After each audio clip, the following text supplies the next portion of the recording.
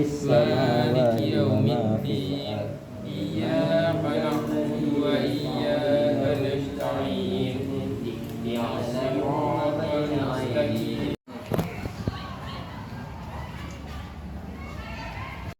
Assalamualaikum. Waalaikumsalam warahmatullahi wabarakatuh. Boleh duduk nggak nih? Boleh. Silakan. Lagi ngapain nih? Lagi ngaji Pak kami Pak. Ya.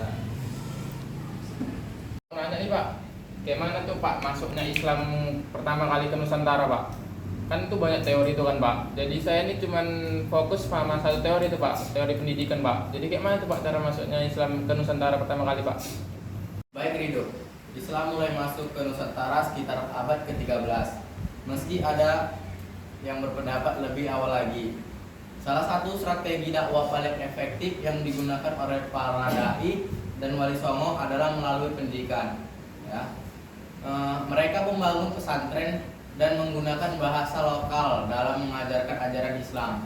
Jadi tidak hanya memperkenalkan agama Islam, tapi juga mengedukasi masyarakat. Sekali, jadi mereka tidak langsung mengubah kepercayaan masyarakat ya Pak Nurdin, tapi melalui pendekatan pendidikan dan kultural. Betul sekali San. Kalau kita lihat misalnya peran Sunan Giri, beliau mendirikan pesantren di Gresik yang menjadi pusat pendidikan Islam. Selain ilmu agama, dia juga mengajarkan keterampilan hidup dan kesenian lokal. Ini yang membuat dakwah Islam diterima lebih mudah karena Islam saat itu beradaptasi dengan budaya setempat, bukan melawan arus. Berarti dakwah mereka sangat halus ya Pak?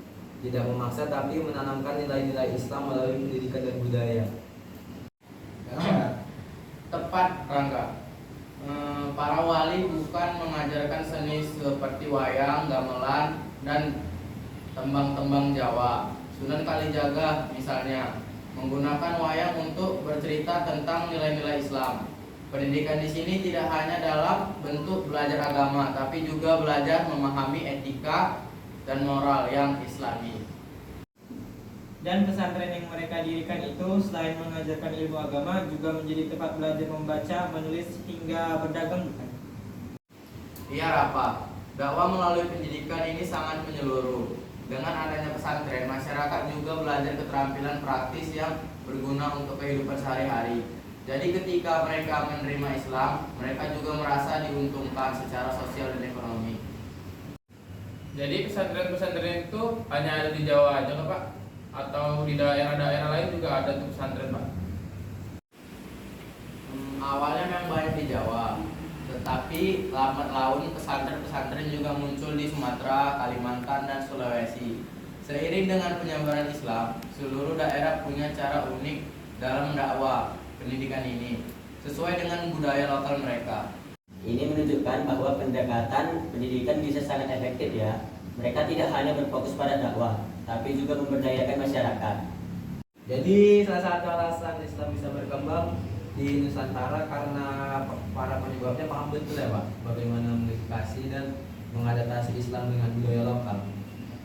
Benar Rangga, strategi dakwah mereka ini merupakan contoh dakwah yang inklusif dan penuh kebijaksanaan. Pendidikan menjadi pintu masuk utama, sehingga ketika masyarakat merasa dekat dan mengenal nilai-nilai Islam, mereka dengan sukarela memeluk agama Islam. Sepertinya ini bisa jadi inspirasi untuk dakwah zaman sekarang ya Pak, supaya kita tidak hanya menyampaikan agama, tapi juga mengedukasi masyarakat dengan cara yang sesuai konteks mereka.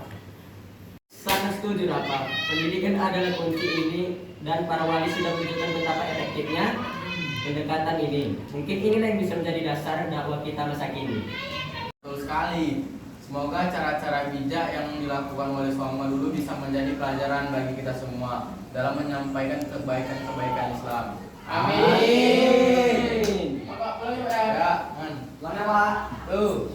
Pak. Yuk. Pak. Hati-hati ya, Terima Pak. kasih Pak. Ya. Pak, langgar Pak. Ya. Cepat